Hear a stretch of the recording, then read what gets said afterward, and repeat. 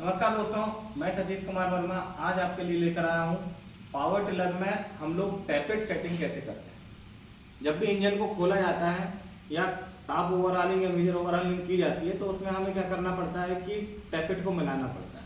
तो हमें tappet clearance कैसे मिलाना है मैं उसकी जानकारी यहाँ पर देता हूँ। हमारे पास पावर टिलर जो है वो BST कंपनी का BST शक्ति 130 DI है और इसमें हमें टैपेट मिलाना है। टैपेट मिलाना कहाँ है, टैपेट होता क्या है, पहले ये हम लोग देखते हैं। आइए थोड़ा पास आइए।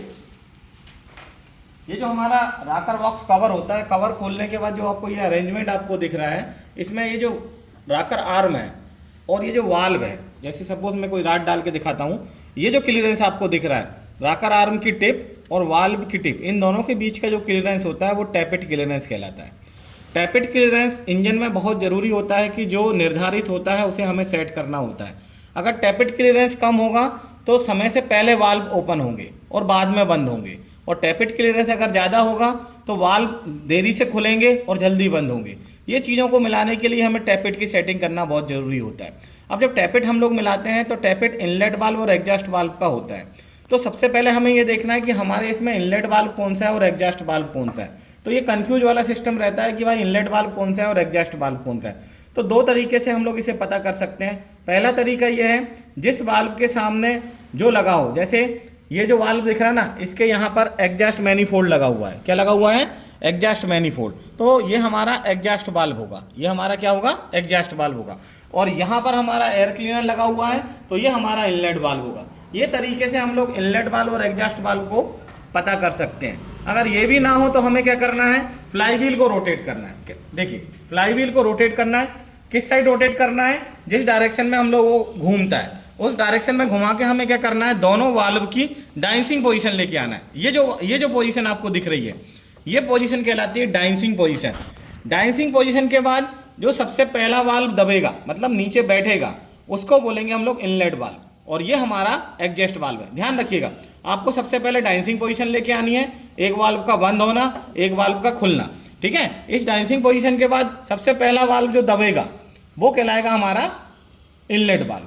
तो इससे हमें ये पता चल गया कि ये हमारा इनलेट वाल्व है और ये हमारा एग्जॉस्ट वाल्व है। अब टैपेट सेट करने के लिए जब भी हम लोग टैपेट सेट करेंगे तो कंप्रेशन स्ट्रोक के एंड में करेंगे। तो कंप्रेशन स्ट्रोक को एंड लाने के लिए हमें क्या करना पड़ेगा? या तो देखिए यहाँ पर फ्लाईव्हील पर निशान लगा रहा होता है, TDC टॉप डेड सेंटर का निशान होगा और बिफोर TDC उसका निशान होगा।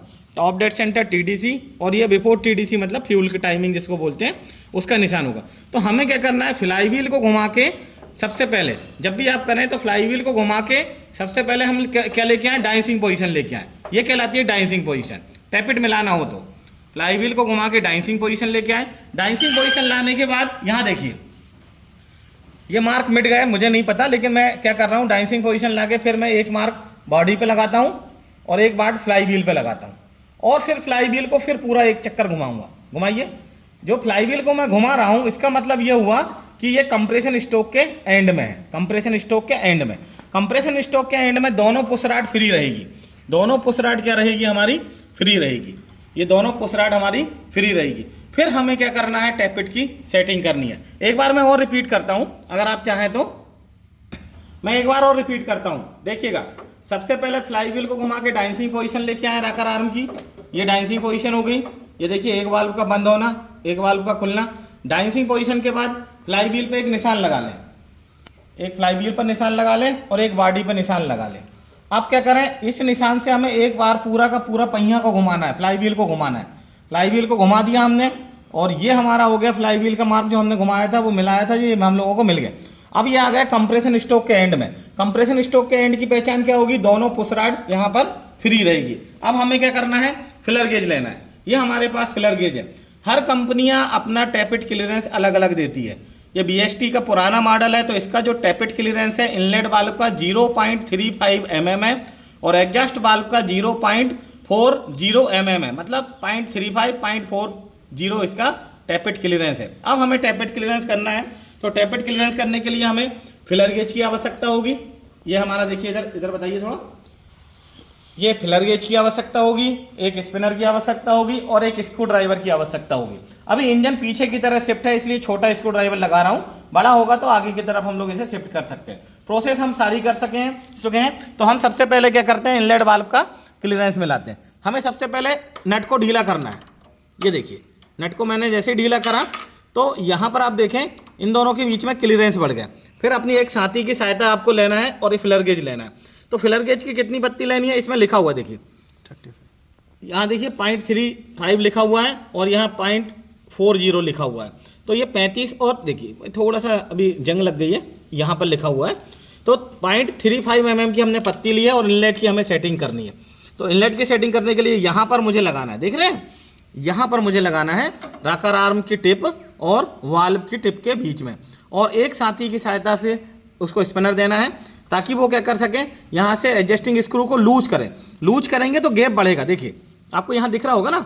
तो जैसे ही मैं लूज कर रहा हूँ ना तो ये बढ़ रहा है, और जब टाइट कर रहा हूँ तो अंदर हो रहा है, ठीक है, कम हो रहा है। तो लूज करके आपको इतना लूज करना है कि इसमें फिलर गेज की पत्ती आसानी से चली जाए। चलिए अब एक साथी की सहायता से एडजस्टिंग स्क्रू को टाइट करवाइएगा। हाँ टाइट करें, हाँ फुल टाइट करें और टाइट करें, ज़्यादा टाइट हो गया, थोड़ा लूज करें, हाँ और थोड़ा टाइट करें, हाँ ठीक है, और थोड़ा टाइट करें। ये फिलर गेज की पत्ती नॉर्मल चलनी चाहिए, ऐसी ज़्यादा टाइट नहीं चलनी चाहिए, ज़्यादा लूज नहीं चाहिए। अब जहाँ पर इसकी पत्ती है वहाँ पर स्क्रू ड्राइवर को फिक्स करना है, और जो एडजस्टिंग नट लगा हुआ है ना इसे फुल टाइट करना है। करिए फुल, हाँ स्लिप ना हो, ठीक है। तो ये हो गया इनलेट वाल्व का। अब हमें एग्जॉस्ट वाल्व की करनी है। तो एग्जॉस्ट वाल्व का कितना है क्लियरेंस है हमारा 0.40। तो 0.40 की पत्ती मैं लूँगा। एग्जॉस्ट वाल्व की सेटिंग करना है तो 0.04 mm है। तो अब हमें क्या करना है, सेम प्रोसेस करना है। ये देखिए यहाँ पर मुझे इस तरह से लगाना है, और एक साथी की सहायता से हमें पहले एडजस्टिंग स्क्रू को लूज़ करना है। लूज़ करने के बाद देखिए थोड़ा सा इसमें दिक्कत आती है, चाहे तो आप इंजन को आगे बढ़ा सकते हैं।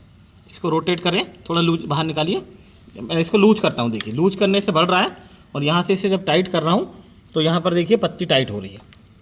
थोड़ा सा मैं इसे टाइट करता हूँ, ये देखिए ज़्यादा टाइट हो गई। इतना टाइट नहीं होनी चाहिए कि ये फिक्स हो, आसानी से मूव करनी चाहिए इसे, उतनी सेटिंग आपको यहाँ करनी है। ये देखिए इस तरह की।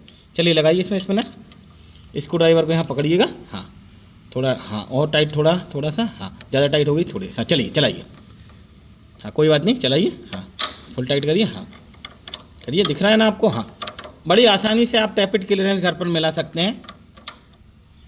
ये देखिए, तो ये हमारा इनलेट वाल्व और एग्जॉस्ट वाल्व की टैपिट सेटिंग हो गई। ये 40 का है और ये वाला हमारा 35 का है। और एक चीज़ का याद रखें, जब भी आप टैपिट क्लियरेंस मिलाएं तो कंपनी जो निर्धारित देती है उसी को मिलाना है आपको। आपका अंदाज से नहीं मिलाना कि 20 मिला दिया, 30 मिला दिया। कंपनी का एक स्टैंडर्ड रहता है, उसी से आपको टैपिट वाल्व टैपिट की सेटिंग करनी है, उसका गैप को मेजरमेंट करना है। ठंडे और गर्म दोनों में होता है। ठंडा मतलब अभी हमने किया है, इंजन को गर्म करके भी हम लोग इसकी टैपिट सेटिंग कर सकते हैं।